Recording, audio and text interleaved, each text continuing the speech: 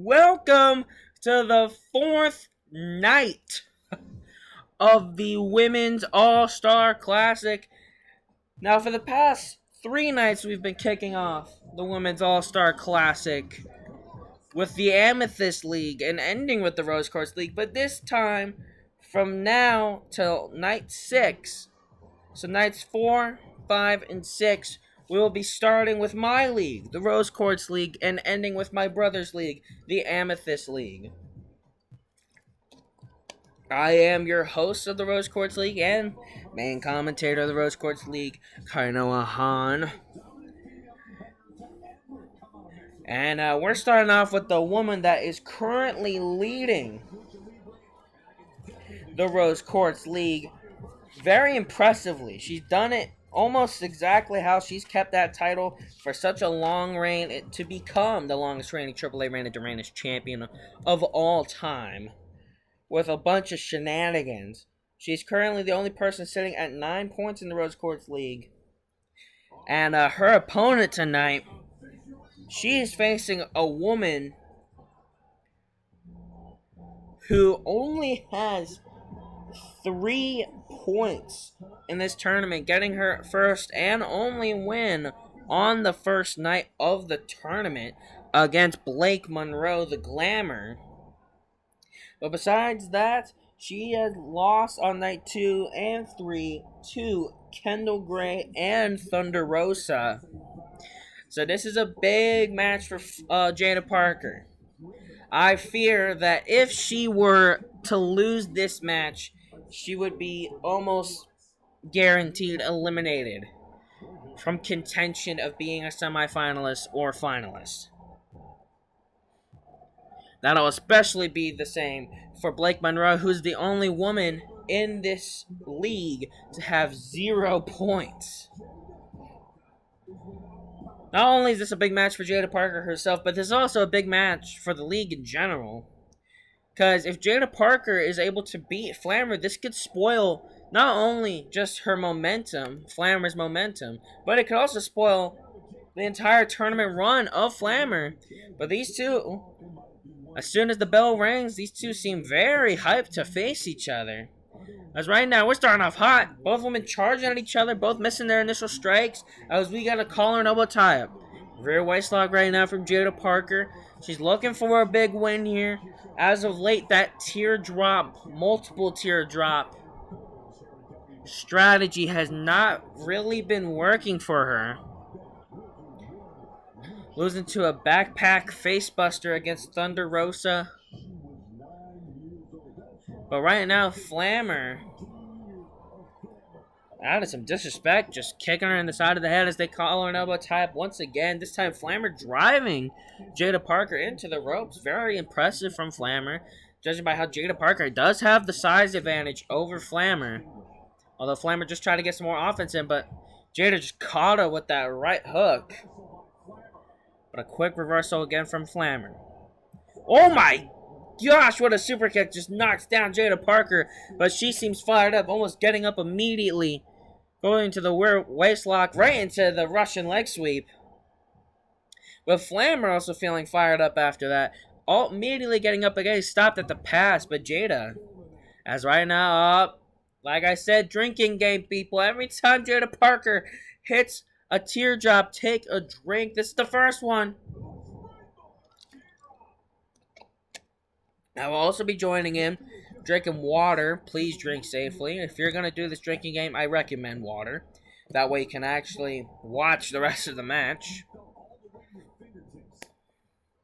And plus, we don't want to promote alcohol use here, respectfully. Right now, Jaida Parker has been kind of dominating these early portions of Flammer. Flammer's definitely gotten some forms of offense in there, but it's been mostly Jaida in this match. But Flammer looking to change that with that Hurricane Rana. Jaida, though, sending herself to the outside, trying to get some space. Flammer was looking to go all the way around. I don't know why. Kind of wasting time here. But what it helped Jaida in her favors here. Able to get those Muay Thai knees in the sternum, and now that rolling neck snap on Flammer. Was looking for that huge leg drop, but Flammer just being able to move. Big basement dropkick right to the side of the head. Now, we have seen in this league and in this tournament in general, but especially in the Rose Quartz League, a lot of, I'd say, mid-tournament storylines coming into play. Blake Monroe with her gut injury from Jaida Parker from the first night with those, like, 50 teardrops that she did, damaging Blake Monroe to the point where she hasn't even been able to recover since then, having her lose every single match since the first night. As right now, what in the... Oh my god, what a sliding forearm right to the back of the head of Jaida Parker from Flammer. Only getting a 1 count, though. That is impressive resilience right there from Jaida Parker. But Flammer looking to be irritated here, trying to go for another cover. Have the feet on the rope. Ref did not catch that. Jaida kicking out immediately, though. Flammer trying not to waste time, though. What a tilt-a-whirl backbreaker. Going for another pin here. Flammer definitely seems very irritated here. Only getting 1 count again. You could see the irritation there on her face. Tope Atomico from Flammer. But as she's trying to call Jaida to her feet, Jaida pop up. Driving her into the rope right now. What in the world is she going for? I guess nothing, according to Flammer, because she just reversed it. But as I was saying, we've seen injuries already come into play early on in the tournament. Blake Monroe with that rib injury, which has definitely not helped her out at all. Her losing to Stephanie Vaquer off of the springboard, I believe from the corkscrew moonsault, which is a attack that targets the ribs. Alexa Bliss also beating Blake Monroe via the Twisted Bliss, which, want to point out, Twisted Bliss has not been kicked out of the entire tournament. Hammerlock Wing Clipper almost gets the win here for Flammer. But as I was saying, so far in this tournament, no one has kicked out of Twisted Bliss, which has been very impressive. As right now, Flammer driver, looking to pick up another win. Looking to keep the momentum rolling in this... Whoa! Oh, wow. We have seen that move be very effective for Flammer in this tournament so far. And Jaida just kicked out of it at a very, very close near fall. As right now, she's going for another teardrop. So far, she's only hit 1 teardrop. Oh, but it looks like Jada's pissed. She's not even looking for another normal teardrop like she would normally. She's going for the avalanche teardrop right away. This is the thing that helped her take out Blake Monroe. Will she go with the extra hypnotic to go with it, or will she just go for the pin? It was that avalanche teardrop hypnotic combo that helped her beat Blake Monroe, especially after the 12 other teardrops to the gut that she did early in the match. Flammer was looking for a big splash. Jaida just able to move, shooting her off the ropes now. Oh, what a spinning back elbow! Might have just knocked out the AAA Reina Duran champion. She's calling Flammer to her feet. Big kick to the gut. I think she's looking for that pump handle driver. That pump handle slam from Jaida Parker. Oh my gosh.